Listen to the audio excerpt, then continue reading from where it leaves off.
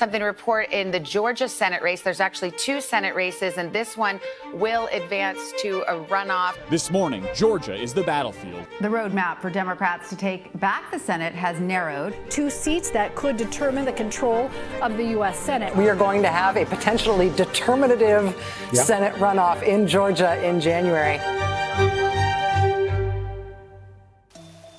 The Democrats have taken back the White House and kept their majority in the House of Representatives. And I'm humbled by the trust and confidence you've placed in me. But while the Biden administration plans for the transition of power, the last hope for Republicans in 2021 hinges on 2 extremely close races in Georgia, a state that's added more than 1 million new registered voters since 2016.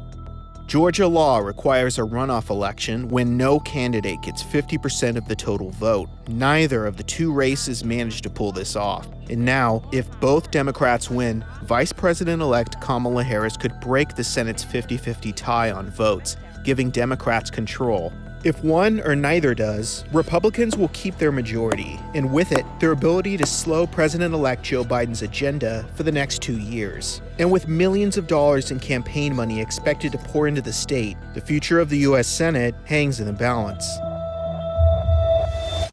For Democrats, the only path to victory involves riding the blue wave of demographic change that's been spreading across the state, and Jon Ossoff is at the heart of that momentum. We're in the middle of a global health emergency, unprecedented in our lifetimes. An investigative journalist and small business owner, Ossoff wants to strengthen the Affordable Care Act and overturn the Trump administration's rollback of environmental regulations.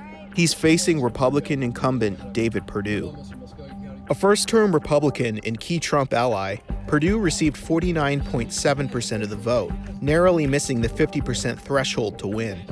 Perdue is cousin to Agriculture Secretary and former Georgia Governor Sonny Perdue. While in office, the former business executive has mainly focused on the national debt crisis and global security. He's also claimed false allegations of election fraud in the presidential election.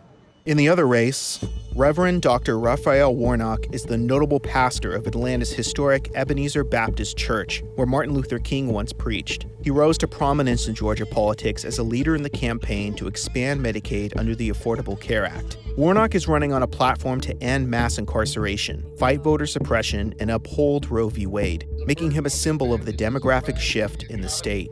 And I think Georgia deserves a United States senator who will stand up for ordinary people. He's facing Republican Kelly Loeffler. Chuck Schumer, Nancy Pelosi, you're not going to take Georgia. It's ours. Governor Brian Kemp appointed Loeffler to replace Republican Senator Johnny Isakson, who resigned at the end of 2019. She's unapologetically pro-life, critical of the Black Lives Matter movement, and a fierce Trump loyalist. Loeffler is currently the richest member of Congress, with a net worth of $500 million. She was once the CEO of a subsidiary of the Intercontinental Exchange, which her husband owns. Loeffler also co-owns the WNBA franchise, the Atlanta Dream. With Perdue ahead of Ossoff by 1.7% of the vote, and Warnock leading Loeffler at 7%, both Senate races will be tight in the new year. Georgians have until December 7th to register to vote in the runoff, which is scheduled for January 5th, 2021.